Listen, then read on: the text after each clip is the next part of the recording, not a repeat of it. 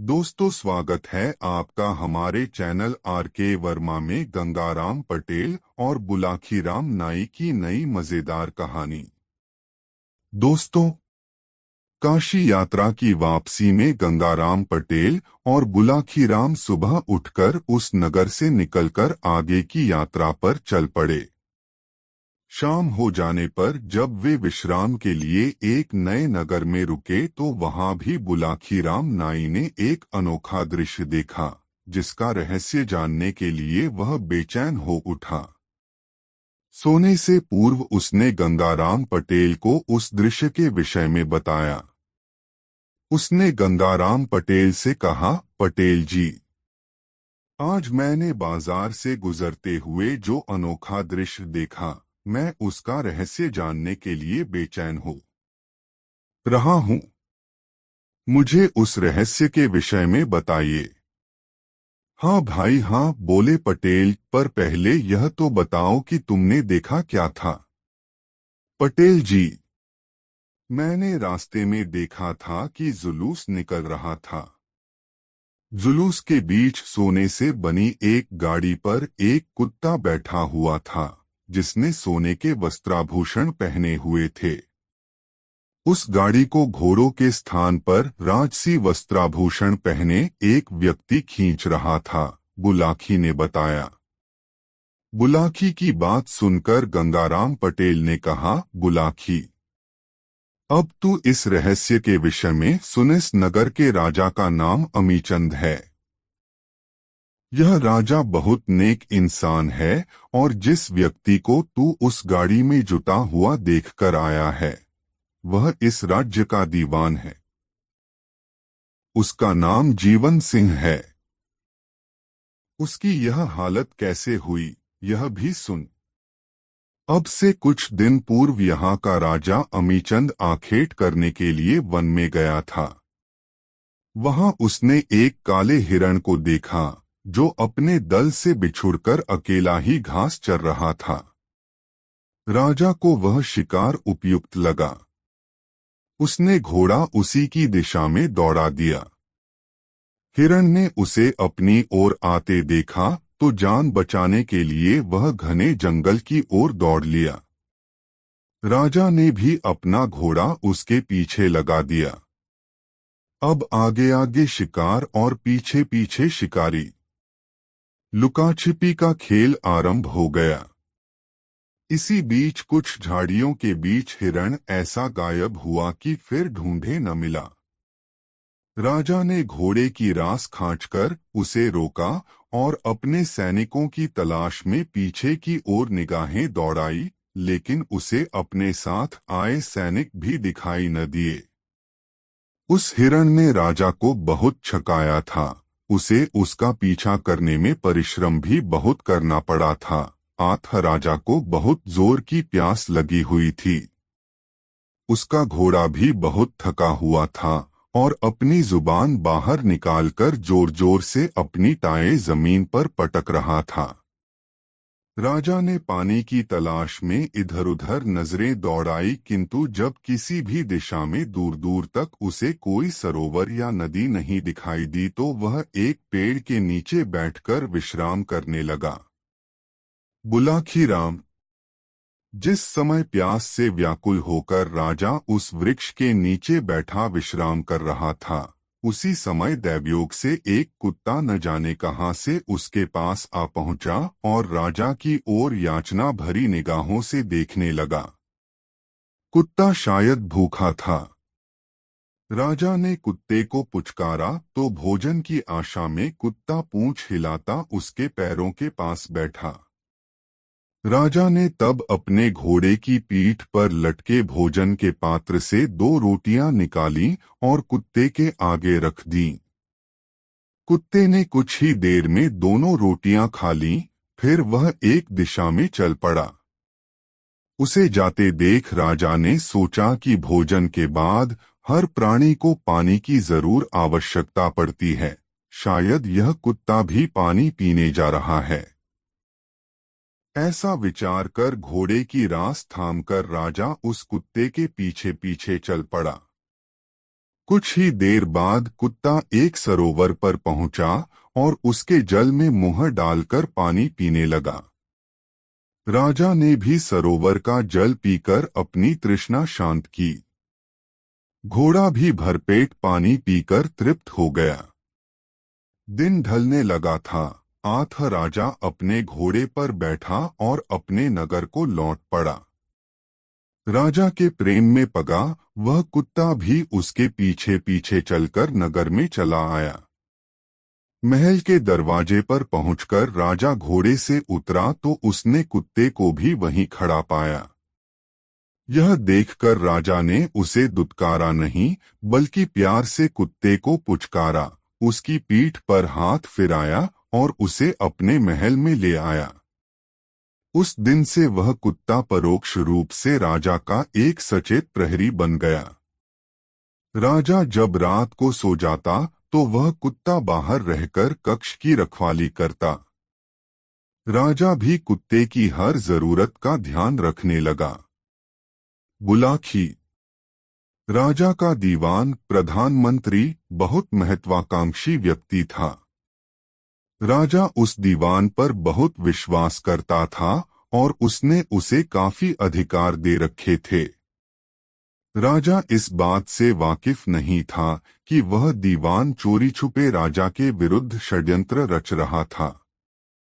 उसकी योजना थी कि किसी प्रकार राजा को समाप्त कर दिया जाए तो यह राज्य उसके अधिकार में आ जाएगा। राजा का कोई पुत्र तो है नहीं जो इस राज्य का उत्तराधिकारी बन जाएगा। यही सब सोचकर एक दिन उसने अपने दो ऐसे व्यक्ति जो उसके बहुत ही विश्वासपात्र थे, रात के समय राजा का वध करने के लिए भेज दिए। जब अपने अपने मुंह पर कपड़ा बांधे वे दोनों व्यक्ति रात के समय राजा को मारने के लिए उसके कक्ष के पास पहुंचे तो कुत्ता उन पर झपट पड़ा और भौंक भौंक कर उसने राजा को जगा दिया। राजा जब तलवार निकालकर बाहर निकला तो वह दोनों नकाबपोश भाग गए। कुत्ते ने उनका पीछा किया किंतु वे भागने में सफल हो गए। उन हत्यारों के भाग जाने के बाद राजा ने अपने मन में विचार किया कि यदि आज यह कुत्ता न होता तो वह दोनों हत्यारे अवश्य ही उसे सोते समय मार डालते। वह कुत्ते की वफादारी पर बहुत खुश हुआ। फिर उसका ध्यान उन दोनों हत्यारों की ओर मुखातिब हुआ। वह सोचने लगा कि वे दोनों हत्यारे कौन थे और किसने उन्हें मेरी हत्या के लिए नियुक्त किया था। उसने इस विषय में बहुत सिर खपाया किंतु कोई निर्णय नहीं कर सका। अगले दिन प्रातः जब राजा अपने दरबार में गया तो वह कुत्ता भी उसके साथ हो लिया। जब दरबार लगा और राजा के सभी दरबारी अपने अपने स्थानों पर आकर बैठ गए तो कुत्ता एकाएक दो आदमियों की ओर देखकर गुर्राने लगा। दरअसल कुत्ते ने वहां मौजूद उन दोनों व्यक्तियों की गंध सूंघ ली थी जो गत रात चेहरों पर नकाब डालकर उसे मारने आए थे। राजा ने पुचकार कर कुत्ते को शांत किया। उसने सोचा कि कुत्ता आखिर है तो जानवर ही। अपने स्वभाववश वह वैसे ही भौंकने लगा है। वह तो इस बात को सपने में भी नहीं सोच सकता था कि गत रात उसको मारने के लिए गए वे दोनों हत्यारे यहीं मौजूद हैं। बात आई गई हो गई, लेकिन 2 दिन बाद महल में रात के समय कुत्ते ने फिर भौंकना शुरू कर दिया। उस समय राजा गहरी नींद में सोया हुआ था। कुत्ते का भौंकना सुनकर उसकी नींद टूट गई और वह दीवार पर टंगी अपनी तलवार लेकर फुर्ती से बाहर निकल आया। जैसे ही वह बाहर निकला, 2 नकाबपोश तलवार लेकर उस पर टूट पड़े। लेकिन जब राजा ने बड़ी बहादुरी से उनका सामना किया तो वे भाग निकले। राजा को मारने की दीवान की योजना उस दिन भी कुत्ते की सतर्कता के कारण धराशायी हो गई। उस दिन के बाद राजा ने अपने महल की सुरक्षा और भी चौकस कर दी। वह स्वयं भी रात को एक दूसरे कक्ष में सोने लगा और पहले वाले कक्ष में अपने पलंग पर तकिए लगाकर और उन तकियों पर चादर ओढ़ाकर ऐसा बना देता कि देखने वाले को ऐसा लगे कि कोई आदमी उस पलंग पर सो रहा है। 5 दिन तक कोई घटना न घटी, लेकिन छठे दिन ही वे दोनों मृत्युदूत न जाने कैसे राजा की सुरक्षा व्यवस्था भेद कर उसके महल में दाखिल हो गए। उन नकाबपोशों को आते देख कुत्ता सतर्क हो गया। उसने जोर जोर से भौंकना शुरू कर दिया और उछल कर उन नकाबपोशों को काटने का प्रयास करने लगा। कुत्ते का भौंकना सुनकर राजा एकदम सतर्क हो गया। वह समझ गया कि फिर कोई आक्रमणकारी महल में आ घुसा है। वह तलवार लेकर बाहर आया और दोनों आक्रमणकारियों पर टूट पड़ा। दोनों नकाबपोश भी भिड़ गए। नकाबपोश इस बार बहुत आश्वस्त थे कि वे 2 हैं और राजा 1, इसलिए कुछ ही देर में वे राजा पर काबू पा लेंगे, लेकिन उनका यह सोचना बेकार साबित हुआ। राजा के हाथ से एक नकाबपोश तो उसी समय मारा गया। दूसरा जब भागने लगा तो राजा ने उसके नकाब पर तलवार का प्रहार कर दिया। नकाबपोश चीखता हुआ नीचे गिरा तो राजा ने फुर्ती से आगे बढ़कर उसकी नकाब खींच ली। नकाब उतरने के बाद जो चेहरा नमूदार हुआ, उसे देखकर राजा आश्चर्यचकित हो गया। वह व्यक्ति स्वयं राज्य का दीवान था। पलक झपकते ही सारा षड्यंत्र राजा की आंखों के सामने उजागर हो उठा। उसने यह भी जान लिया कि महल की सुरक्षा के लिए तैनात प्रहरियों को चकमा देकर दीवान यहाँ तक अपने साथी सहित आने में कैसे कामयाब हो गया था। दरअसल दीवान ने अपने पद का लाभ उठाते हुए पहरे पर नियुक्त प्रहरियों से यह कहा था कि उसे इसी समय राजा से किसी गहन समस्या पर विचार विमर्श करना है। राजकीय कार्य था। 8 प्रहरियों ने उसे रोका नहीं और वह राजा के कक्ष तक पहुंचने में सफल हो गया था। बहरहाल राजा ने दीवान को प्रहरियों के हवाले किया और अपने कक्ष में जाकर सो गया। कुत्ते की वफादारी पर उसे गर्व हो आया। सुबह जब वह दरबार में गया तो उसने कैदी को दरबार में लाने का हुक्म दिया। दीवान को जंजीरों में बंधे देख दरबारी भी आश्चर्य करने लगे, किंतु जब राजा ने उसका अपराध सुनाया तो वे दीवान के ऊपर थू-थू करने लगे। बुलाखी, जैसा कि मैंने पहले बताया, यहाँ का राजा बहुत ही नेक, धर्मपरायण और रहमदिल है। उसने दीवान को मृत्युदंड तो नहीं दिया, किंतु उसके लिए यह सजा अवश्य नियत कर दी कि वह एक कुत्ते से भी गया बीता है। आज वह इस कुत्ते को गाड़ी में बैठाकर घोड़ों के स्थान पर स्वयं उसकी गाड़ी में जुटकर सारे नगर का चक्कर लगाएगा। इतनी कहानी सुनाकर पटेल ने थोड़ा विराम लिया और फिर आगे कहा, बुलाखी राम, अब तो सारी कहानी तेरी समझ में आ गई होगी। नहीं समझा तो मैं तुझे समझाए देता हूँ। आज जिस अजीब घटना को देखकर तू आया है वह यही थी। जो व्यक्ति राजसी वस्त्र पहने कुत्ते की गाड़ी खींच रहा था वह इस राज्य का दीवान था, और जो कुत्ता स्वर्णाभूषण पहने उस गाड़ी में बैठा था वह वही कुत्ता था जिसने एक बार नहीं 3 बार राजा की जान बचाई थी। उम्मीद है कि अब तेरी शंका का समाधान हो गया होगा।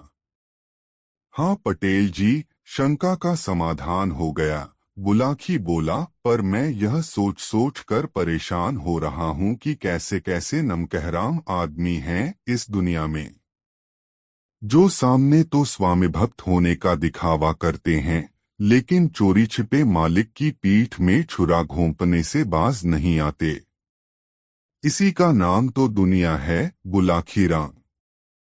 इसी तरह संसार चक्र चलता है, ऐसा होता चला आया है। पहले भी बुरे आदमी हुए हैं और अच्छे भी, किंतु जीत हमेशा सच्चाई की ही होती है। बुराई हमेशा हारती है। जीतता वही है जिसका आचरण अच्छा होता है। अच्छा, अब रात काफी हो चली है और आंखों में नींद भी भर रही है। आठ तू भी सो जा और मैं भी सोने का प्रयास करता हूँ। अभी बहुत रास्ता बाकी है सफर का, यह कहकर पटेल ने टांगे फैला दी। बुलाकी भी अपने शरीर पर चादर ओढ़कर करवट लेकर सो गया। दोस्तों, यह कहानी आपको कैसी लगी कमेंट में जरूर बताएं। दोस्तों, एक दिन की बात है। बुलाकी राम और गंगाराम पटेल सारे दिन चलने के बाद वे एक प्राचीन ऐतिहासिक नगर के समीप पहुंचे। सबसे पहले उन्होंने रात्रि को विश्राम करने के लिए एक अच्छी सी जगह तलाश की और फिर वहीं डेरा डाल दिया। बुलाकी गंगाराम पटेल से पैसे लेकर अपने और घोड़ों के लिए भोजन सामग्री लेने बाजार चला गया। जब वह कई दुकानों से अपनी जरूरत का सामान खरीद चुका तो लौटते समय उसने सतर्कतापूर्वक दाएं बाएं देखना शुरू कर दिया। उसे यह लालसा थी कि यदि यहाँ वह कोई अजूबा दृश्य या कि विचित्र बात देख ले तो पटेल के पास पहुंचकर उसका उत्तर उनसे मांगे, और संयोगवश उसे एक ऐसा दृश्य दिखाई भी पड़ गया। उसने देखा कि एक जर्जर से मकान के बाहर एक पुरुष फटे कपड़े पहने बहुत ही दीनहीन अवस्था में खड़ा है। उसके पास ही एक स्त्री और 5 साल का एक लड़का खड़ा है। तभी वहां एक ऐसी स्त्री पहुंची जो देखने में किसी रानी के समान लग रही थी। वह स्त्री बार बार उस दीनहीन पुरुष और दूसरी स्त्री के पैरों में गिरकर क्षमा मांगने लगी और अपने साथ चलने का आग्रह करने लगी, लेकिन उन दोनों के चेहरों पर कोई भाव पैदा न हुए। बुलाकी के लिए तो इतना ही मसाला काफी था। वह तुरंत अपने ठिकाने की ओर दौड़ लिया।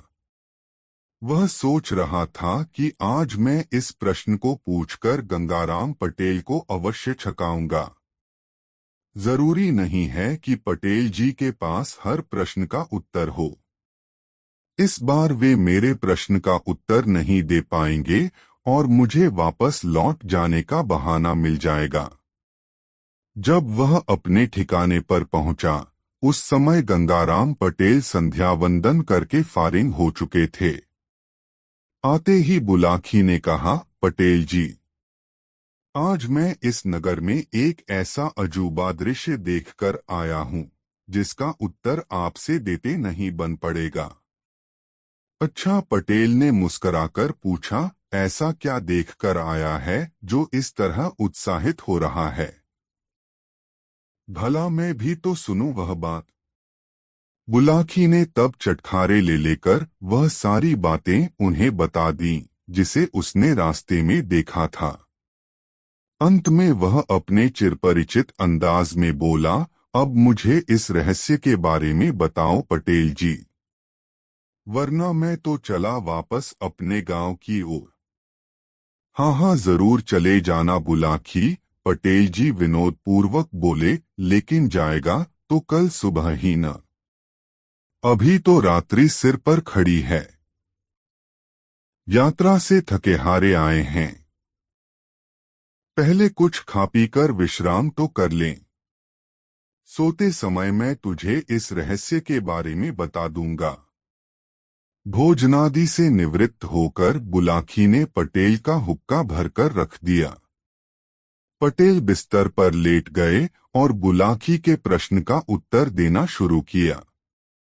पटेल ने कहा, बुलाकी, अब से कुछ समय पूर्व इस नगर पर एक राजा राज करता था। उसकी पहली रानी संतान के रूप में एक लड़की छोड़कर प्रभु को प्यारी हो गई थी। राजा ने तब दूसरा विवाह कर लिया, लेकिन दूसरी रानी से उसे कोई संतान न हुई। राजा अपनी लड़की से बहुत स्नेह करता था, लेकिन लड़की की सौतेली माँ यानी दूसरी रानी उस लड़की से ईर्ष्या रखती थी। राजा की उस लड़की का नाम था माला। समय बीतता गया। धीरे धीरे वह राजकन्या एक सुंदर युवती के रूप में परिवर्तित हो गई। एक बार वह अपनी सहेलियों के साथ नदी में स्नान करने के लिए गई। जब वह स्नान के लिए नदी के जल में उतरी, तभी दैववश उसका पाँव फिसल गया और वह नदी के गहरे जल में डूबने लगी। माला की सखियां यह देखकर घबरा गईं। वे सहायता की गुहार लगाती महल की ओर दौड़ गईं, ताकि महल पहुंचकर राजा से सारा हाल बता सकें। नदी के दूसरे किनारे पर उस समय जीवन नाम का एक युवक पेड़ पर चढ़कर लकड़ी काट रहा था। उसने जब माला को डूबते देखा तो वह फुर्ती से नीचे उतरा और नदी की ओर दौड़ पड़ा। जीवन अच्छा तैराक था। वह नदी में कूद पड़ा और माला को डूबने से बचाकर किनारे पर ले आया। माला बेहोश हो गई थी। नदी का ढेर सारा जल उसके पेट में चला गया था। जीवन ने तट पर ले जाकर पहले तो उसका पेट दबाया। ऐसा करने से माला के पेट में गया पानी मुंह के रास्ते से बाहर निकल गया। कुछ ही पल बाद माला को होश आ गया। अब उसने उठकर इधर-उधर दृष्टि दौड़ाई।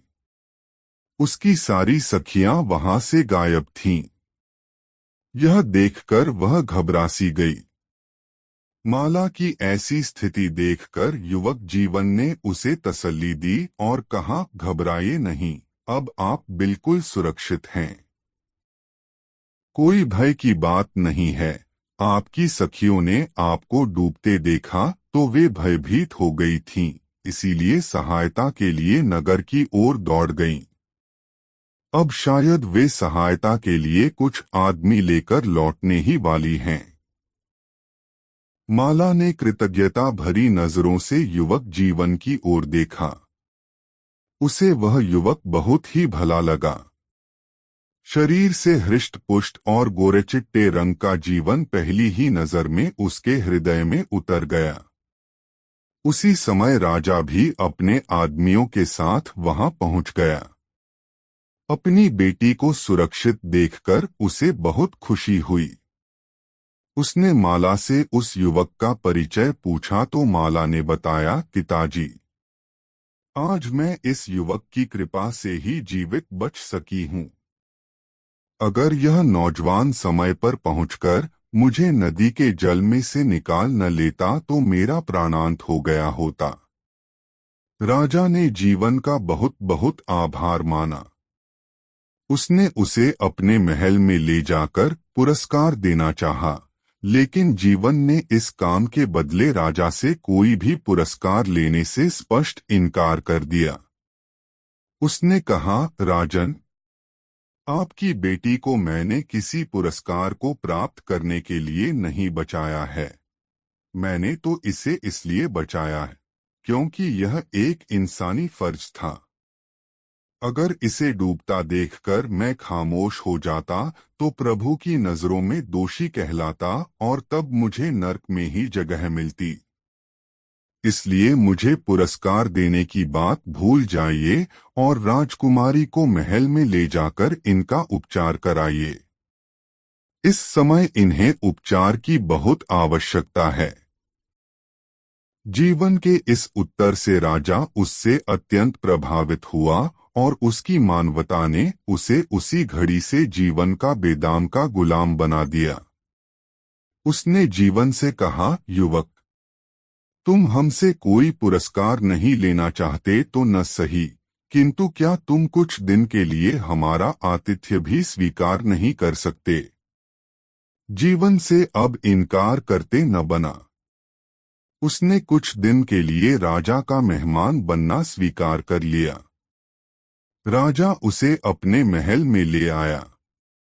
महल में आकर जीवन की जीवनधारा ही बदल गई। राजकुमारी माला उसके प्रेमपाश में फंस गई। जीवन भी उस पर मोहित हो गया।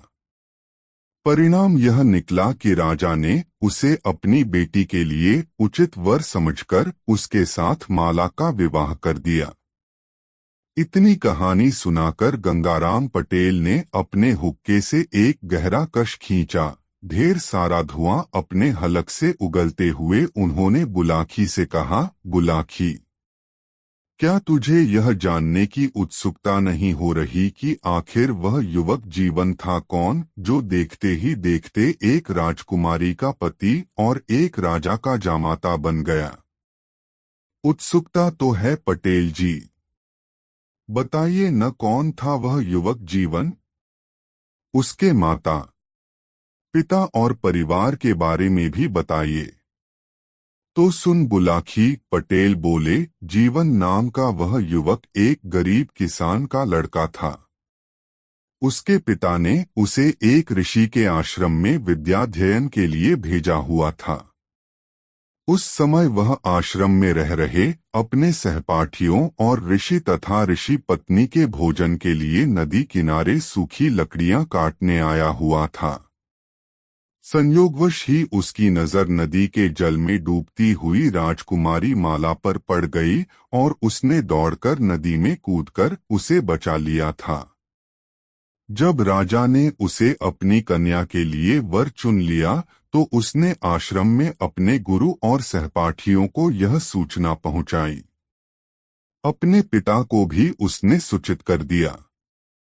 तब सभी लोग उसके विवाह के अवसर पर वहां चितच और सबने वरवधू के लिए आशीर्वाद प्रदान किया। तब से माला और जीवन सुखपूर्वक महल में रहने लगे।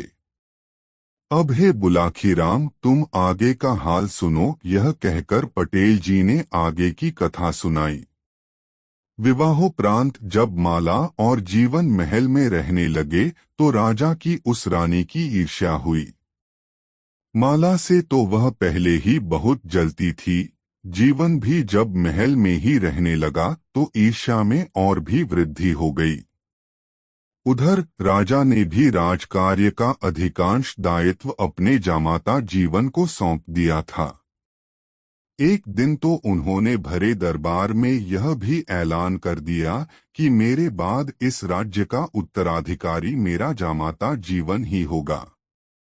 यह बात सुनकर रानी की ईर्ष्या की आग और भी भड़क उठी और वह जीवन और माला को महल से बाहर निकालने की तरकीबें सोचने लगी।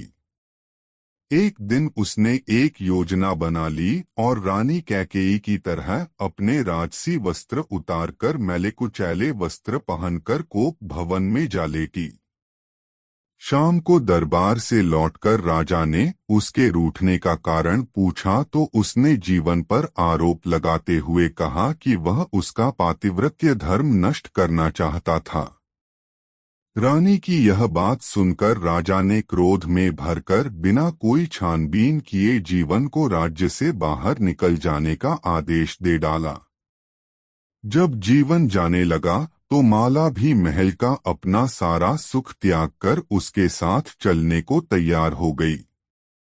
राजा ने अपनी बेटी को बहुत समझाया कि वह उसके साथ न जाए, किंतु वह एक पतिव्रता स्त्री थी, अपने पति से विमुख कैसे रह सकती थी। वह भी अपना सारा राजसी सुख भोग छोड़कर अपने पति के साथ बाहर चली गई। उधर राजा ने क्रोध में आकर जीवन को देश निष्कासन का आदेश तो दे डाला, किंतु बाद में उसकी कमी उसे खलने लगी। वह पछताने लगा कि मैंने जीवन को देश निष्कासन का आदेश देकर अच्छा नहीं किया। न जाने मेरी लाडली बेटी इस समय कहाँ और कैसी हालत में होगी। जिसने कभी राजमहल से बाहर कदम नहीं रखा था, अब न जाने किन किन हालात में दरबदर की ठोकर खा रही होगी। इसी शोक में राजा गंभीर रूप से बीमार पड़ गया। रानी ने बेमन से उसका उपचार कराया, किंतु राजा बीमारी से मुक्त न हुआ और मन में पश्चाताप का बोझ लिए एक दिन उसने अपना शरीर त्याग दिया। राजा के मरने के बाद राजसत्ता रानी के हाथ आ गई। वह हर काम अपनी मर्जी के अनुसार करने लगी। यद्यपि रानी के कामों से प्रजा और उसके सारे कर्मचारी नाखुश थे, किंतु रानी के आगे किसी की कुछ नहीं चलती थी। वह स्वेच्छाचारिणी हो गई थी। इतना कहकर गंगाराम पटेल ने कुछ देर के लिए विराम लिया, हुक्का गुड़गुड़ाया और उसका एक गहरा कश लेकर आगे कहने लगे, अब हे बुलाखीराम, आगे का हाल सुनो। अपना नगर छोड़कर जीवन और माला एक दूसरे नगर में पहुंच गए। वहां पर उन्होंने एक मकान किराए पर ले लिया और दूसरों की मेहनत मजदूरी करके अपना पेट पालन करने लगे। धीरे धीरे उन्हें उस नगर में रहते हुए 7 वर्ष बीत गए। इस दौरान माला की कोख से एक पुत्र ने जन्म लिया, जिसका नाम उन्होंने चंद्रकिशोर रखा। एक दिन की बात है, माला अपने पति के साथ नगर से बाहर एक मंदिर में देव पूजा के लिए गई। रास्ते में एक गुंडे की निगाह उस पर पड़ गई। वह गुंडा माला के रूप को देखकर उस पर मोहित हो गया। वह सोचने लगा कि कोई ऐसी तरकीब सोचनी चाहिए जिससे यह रूपसी मेरी अंशायनी बन जाए। किंतु यह कार्य तब तक उसके लिए कठिन था जब तक कि माला का पति जीवन उसके साथ था। सबसे पहले उसने जीवन को ही अपने रास्ते से हटाने का फैसला किया। हे बुलाखीराम, तब वह गुंडा एक अपाहिज का वेश बनाकर जीवन के पास पहुंचा और उससे कहा, भैया, मैं एक अपाहिज आदमी हूं। ईश्वर के लिए मेरी कुछ मदद कर दो। मैं आपका बहुत एहसानमंद रहूंगा। कैसी मदद चाहते हो भाई? जीवन ने उससे सहानुभूतिवश पूछ लिया। यदि तुम हमसे कुछ पैसे मिलने की उम्मीद कर रहे हो तो वह बेकार है, क्योंकि हम तो स्वयं ही निर्धन आदमी हैं। हाँ, किसी शारीरिक श्रम की आवश्यकता हो तो वह मैं कर सकता हूँ। मुझे आपका कोई पैसा पाई नहीं चाहिए भैया, गुंडा दीनता भरे स्वर में बोला। बात दरअसल यह है कि मुझे नदी के पार जाना है, लेकिन मैं उसे पार करने में असमर्थ हूँ। यहाँ दूर दूर तक कोई मल्लाह भी दिखाई नहीं दे रहा जो मुझे अपनी नाव में बिठाकर नदी पार करा सके। इसलिए मैं आपसे मदद की गुहार कर रहा हूँ। मैं चाहता हूँ आप मुझे किसी तरह नदी पार करा दें। जीवन ने माला की ओर देखा तो उसने आंखों ही आंखों में सहमति प्रदान कर दी। तब जीवन ने उस गुंडे के छल को न समझते हुए उसे अपनी पीठ पर बैठा लिया और तैरकर उसे नदी के पार ले जाने लगा। नदी के दूसरे तट पर उस गुंडे के 2 साथी पहले ही मौजूद थे। उस गुंडे के संकेत पर तट पर पहुंचते ही उन दोनों ने जीवन को काबू में कर लिया और उसे ले जाकर एक मकान की कोठरी में बंद कर दिया। अब माला को हथियाने के लिए उस गुंडे ने दूसरी चाल चली। उसने एक किशोर उम्र के लड़के को कुछ पैसे देकर कहा कि नदी के दूसरी तट पर एक सुंदर स्त्री खड़ी है। तुम उसे जाकर यह संदेश दे आओ कि तुम्हारे पति ने उस पार तुम्हें अपने पास बुलाया है, और जब वह स्त्री नदी में उतर जाए तब तुम वहां से रफू चक्कर हो जाना। काम आसान था। लड़के ने पैसे लिए और फौरन तट के दूसरी ओर चला गया। वहां जाकर उसने माला के सामने वही कुछ दोहरा दिया जो उससे कहने को कहा गया था। पति का संदेश मिलते ही आशंका से भरी माला तुरंत नदी के जल में उतर गई। नदी में गहरा जल नहीं था, उसे पार करने में उसे कोई परेशानी नहीं आई। वह सुरक्षित रूप से दूसरे तट पर पहुंच गई। जैसे ही माला तट पर पहुंची, तीनों गुंडों ने उसे घेर लिया और दबोचकर उसे भी जीवन की तरह एक कोठरी में बंद कर दिया। यह कहकर गंगाराम पटेल ने थोड़ा सा विराम लिया और फिर आगे बोले, बुलाखी, अब थोड़ी देर के लिए इस किस्से को यहीं छोड़कर मैं तुम्हें उस रानी का हाल सुनाता हूँ कि उसके साथ क्या बीती। पति की मृत्यु के बाद कुछ सालों तक तो रानी निर्विघ्न रूप से राजकार्य करती रही, लेकिन फिर सामंतगणों ने उसकी स्वेच्छाचारिता पर अंकुश लगाना आरंभ कर दिया। महल से रानी की सेवा में लगी नौकरों की फौज हटा दी गई। सिर्फ आवश्यकता भर के लिए उसके भोजन की व्यवस्था करके रानी को मिली सारी सुविधाएं उससे छीन ली गईं। फिर एक दिन ऐसा भी आया जब उन्होंने रानी को राज्याधिकार से वंचित करके सारी सत्ता पर कब्जा कर लिया। रानी ने प्रतिवाद किया तो उससे कह दिया गया कि महाराज की मृत्यु के बाद इस राज्य की सत्ता पर सिर्फ माला और जीवन का ही अधिकार है, अतः जब वे यहाँ आकर हमसे अपनी अमानत मांगेंगे तो हम तत्काल राज्याधिकार उन्हें सौंप देंगे। यह सुनकर रानी ठगी सी रह गई। राज सत्ता का अधिकार उसके हाथ से छिन गया तो वह बेहद मायूस हो गई। उसे रह रहकर पछतावा होने लगा कि क्यों उसकी मति भ्रष्ट हो गई थी, जो वह निर्दोष जीवन पर अपनी इज्जत लूटने का आरोप लगा बैठी थी।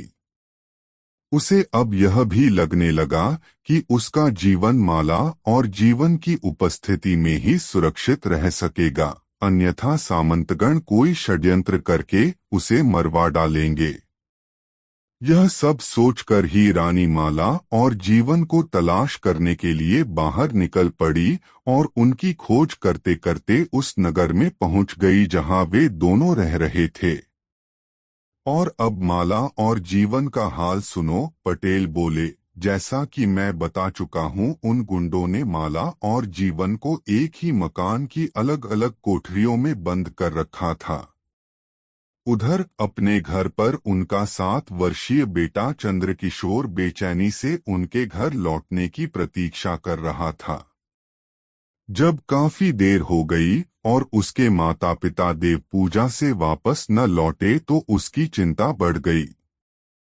कहीं कोई दुर्घटना तो उनके साथ नहीं घट गई, ऐसा विचार कर वह उनकी खोज में निकल पड़ा। अपने माता पिता को तलाश करता हुआ चंद्रकिशोर संयोगवश उसी मकान के निकट पहुंच गया जहां उसके माता पिता कैद करके रखे गए थे। यह भी एक सुखद संयोग ही समझो कि जब चंद्रकिशोर उस मकान के करीब से गुजर रहा था तो एक खिड़की की सलाखों के पीछे खड़े बाहर की ओर देखते उसके पिता ने उसे देख लिया। उसने आवाज लगाकर चंद्रकिशोर को अपने पास बुलाया और उससे कहा, बेटा, कुछ गुंडों ने मुझे इस मकान में कैद कर लिया है। तुम यहाँ आकर इस कोठरी का बाहर का कुंडा खोल दो। चंद्रकिशोर मकान की टूटी चहार दीवारी लांघकर मकान के बाहर पहुंचा और कोठरी का कुंडा खोल दिया। तभी उसे ऐसा करते हुए उस गुंडे ने देख लिया। वह डंडा फटकारता हुआ चंद्रकिशोर की ओर लपका, लेकिन अब स्थिति बदल चुकी थी। तीर की तरह जीवन कोठरी से बाहर निकला और उस गुंडे से भिड़ गया। वह एक किसान का बेटा था। लाठी चलाने के दांवपेच उसे खूब आते थे। उसने गुंडे का लाठी का वार झुकाई देकर विफल कर दिया और बड़ी फुर्ती से उसके हाथ से लाठी छीन ली। फिर मियाँ की जूती मियाँ के सर की कहावत को चरितार्थ करते हुए उसी की लाठी से उसकी पिटाई करने लगा। देखते ही देखते गुंडा लहराकर भूमि पर जा गिरा और अचेत हो गया। तत्पश्चात दोनों ने मिलकर माला की खोज की। उस मकान में अनेक कोठरियां थीं। एक एक करके उन्होंने सभी कोठरियां देखीं। अंत में एक कोठरी में निराश भाव से बैठी माला उन्हें मिल गई। उन्होंने उसे कोठरी से बाहर निकाला और बाहर आ गए। बुलाकी, इसे संयोग ही समझो कि जब वह उस मकान से बाहर निकल रहे थे तो उसी समय उन्हें खोजती हुई रानी भी वहां आ पहुंची। जीवन और माला को देखकर वह फूट फूट कर रोने लगी और बार बार उनके सामने अपने किए हुए की क्षमा मांगते हुए उनसे वापस चलने का आग्रह करने लगी। अपनी कहानी का समापन करते हुए पटेल ने कहा, सोहे बुलाखीराम, आज तू जो दृश्य देखकर आया है वह उन्हीं से संबंध रखता है। वह पुरुष और स्त्री जीवन और माला थे और उनके पास खड़ा हुआ वह लड़का उनका बेटा चंद्रकिशोर था। वह स्त्री रानी थी जो बार बार उनके सामने हाथ जोड़कर उनसे राज्य में वापस लौटने का आग्रह कर रही थी। तुम्हारे प्रश्न का उत्तर तुम्हें मिल गया है, आथा अब आराम से लंबी तान कर सो जाओ। मैं भी सोता हूँ। सुबह फिर से यात्रा पर निकलना है, यह कहकर गंगाराम पटेल बिस्तर पर पसर गए। बुलाकी भी करवट बदलकर नींद के आगोश में चला गया। दोस्तों, यह कहानी आपको कैसी लग रही है, कमेंट बॉक्स में जरूर बताएं और वीडियो को एक लाइक जरूर करें। दोस्तों, जैसा कि हर बार की तरह इस बार भी दोस्तों काशी यात्रा से वापसी कर गंगाराम पटेल और बुलाखीराम नाई ने दिन भर की यात्रा समाप्त कर एक नए नगर में प्रवेश किया। वहां उन्होंने ठहरने के लिए एक उचित स्थान की खोज की और वहीं रैन बसेरा करने का निश्चय कर लिया।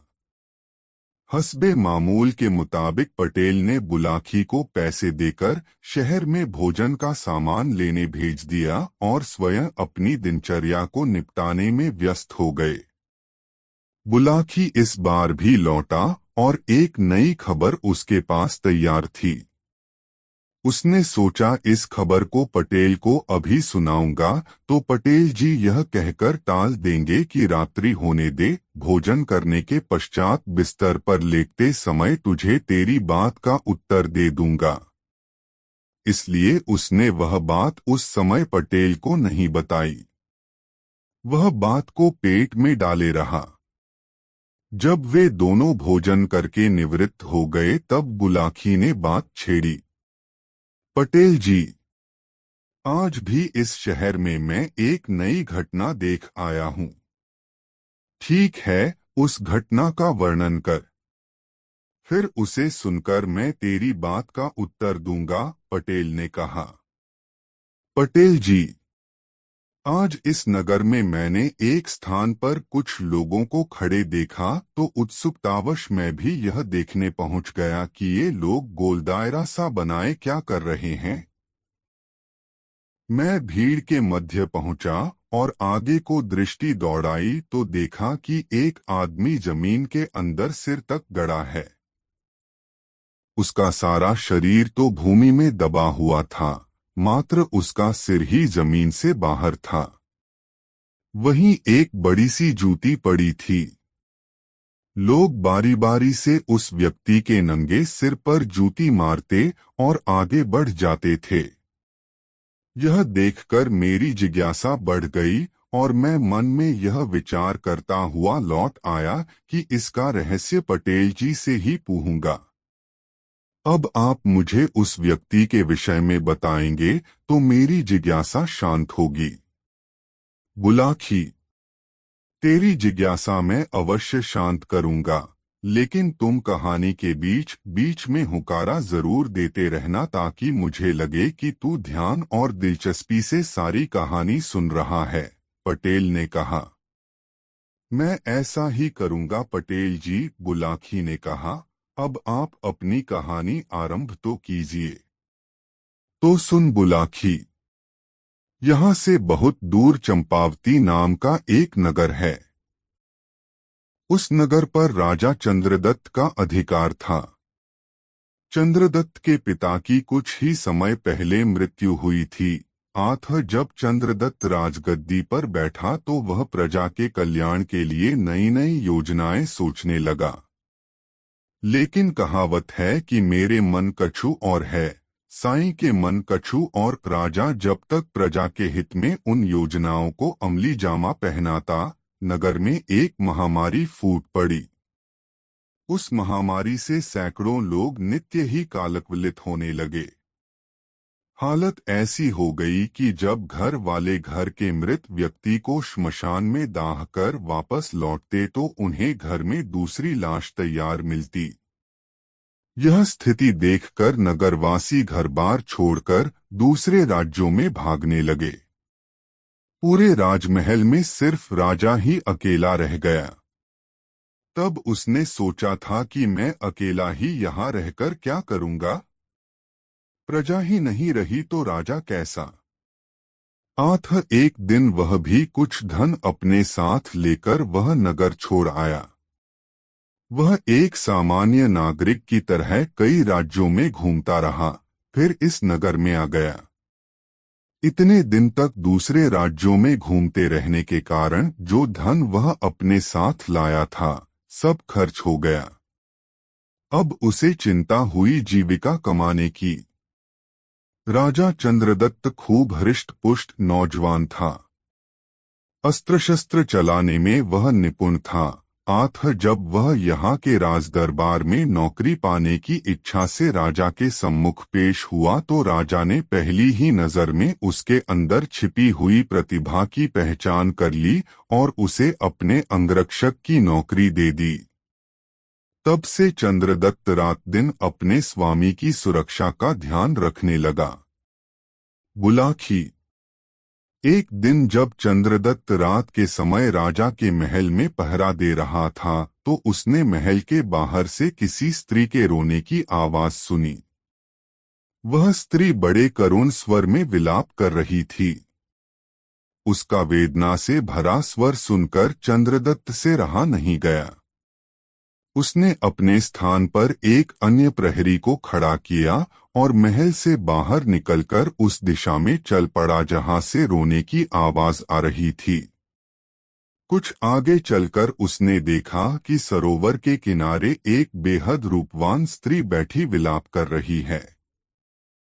चंद्रदत्त ने निकट पहुंचकर उस स्त्री से पूछा, हे देवी, तुम कौन हो और रात्रि के इस प्रहर में यहाँ निर्जन स्थान में बैठी रो क्यों रही हो? स्त्री बोली, हे युवक, मैं इस राज्य की ऐश्वर्य लक्ष्मी हूँ। अब तक मैं यहाँ सम्मान के साथ रह रही थी, लेकिन मेरे सम्मान के ये दिन अब समाप्त होने ही वाले हैं। अरे ये क्या कह रही हो देवी? चंद्रदत्त ने आश्चर्य से पूछा, क्या इस राज्य पर कोई विपत्ति आने वाली है या फिर राजा की निगाहों में तुम्हारे प्रति सम्मान की भावना का ह्रास होने लगा है? इन दोनों ही बातों में कोई बात सच नहीं है, युवक, ऐश्वर्य लक्ष्मी ने कहा। न तो इस राज्य पर कोई विपत्ति आने वाली है और न यहाँ के राजा ने मेरे सम्मान में कोई उपेक्षा दिखाई है। बात कुछ और ही है। मैं अपने लिए नहीं, यहाँ के राजा के जीवन के लिए चिंतित होकर रो रही हूँ। अब से 8वें दिन यहाँ के राजा पर घोर संकट आएगा। उस संकट में या तो उसके प्राण चले जाएंगे या फिर शेष जीवन उसे कारागार में व्यतीत करना पड़ेगा। उसी आशंका को जानकर मेरी रुलाई फूटी पड़ रही है। आगाम स्वयं को रोने से रोक नहीं पा रही हूँ। यह सुनकर चंद्रदत्त ने पूछा, हे देवी, मैं इस राजा का एक छोटा सा सेवक हूँ। राजा ने मुझे अपनी सुरक्षा के लिए नियुक्त किया हुआ है। यदि मेरे होते हुए राजा का जीवन किसी खतरे में पड़ता है तो यह मेरे लिए लज्जा की बात होगी। मुझे कोई ऐसा उपाय बताओ कि मैं सतर्क रहकर हर क्षण अपने स्वामी की रक्षा कर सकूं। हे युवक, ऐश्वर्य लक्ष्मी बोली, कभी कभी सतर्कता बरतने से बड़ा संकट भी टल जाया करता है। मैं तो तुमसे यही कहूंगी कि आगामी 8 दिनों तक तुम बेहद सतर्क और चौकन्ने रहकर राजा की निगरानी करो। हो सकता है तब वह विपत्ति स्वयं ही किनारा कर ले। मैं ऐसा ही करूंगा देवी। बस मुझे आपका आशीर्वाद चाहिए। ऐसा कहकर चंद्रदत्त ने झुककर ऐश्वर्य लक्ष्मी के पैर छूने चाहे, पर वह उसी क्षण अंतर्धान हो गई। बुलाखी। चंद्रदत्त ने वापस लौटकर जब राजा को यह बात बताई तो वह भी आशंकित हो गया। उसने अपने महल की सुरक्षा व्यवस्था बढ़ा दी और सैनिकों के कठोर पहरे में बाहर आने जाने लगा। 7 दिन तक कोई घटना नहीं घटी, लेकिन 8वें दिन एक घटना का सूत्रपात हो गया। रात्रि के समय जब चंद्रदत्त महल की छत पर खड़ा होकर चारों ओर का निरीक्षण कर रहा था, तब उस सरोवर के निकट जहां वह ऐश्वर्य लक्ष्मी से मिला था, रात्रि के अंधकार में उसे कुछ जुगनू से उड़ते प्रतीत हुए। उसने गौर से निरीक्षण किया तो देखा कि वह जुगनू नहीं, मशालों की रोशनी थी, जिन्हें किसी तरह इस प्रकार ढक दिया गया था ताकि उनका प्रकाश चारों ओर न फैलकर एक ही दिशा में इंगित रहे। जुगनू की चमक तो जलती बुझती रहती है, लेकिन दिखाई देने वाली चमक स्थिर थी। उन रोशनियों को देखकर चंद्रदत्त के मन में एक ही विचार उभरा, खतरा। तब वह तलवार लिए छत से उतरकर उसी दिशा में दौड़ गया। वहां पहुंचकर वह एक स्थान पर छिपकर खड़ा हो गया। थोड़ी ही देर बाद कमर में हथियार बांधे लगभग 20 नकाबपोशों का दल वहां पहुंचा। वहां उन्होंने एक जगह से कूड़े का एक बड़ा सा ढेर हटाया। ढेर हटा तो वहां एक सुरंग का मुहाना दिखाई देने लगा। तब वह नकाबपोश एक एक करके उस सुरंग में उतरते चले गए। जब वह नकाबपोश सुरंग में कुछ आगे बढ़ गए तो चंद्रदत्त भी पीछे से सुरंग में उतर गया और दूर रहकर मशालों की मध्यम रोशनी में रास्ता तलाशता उनके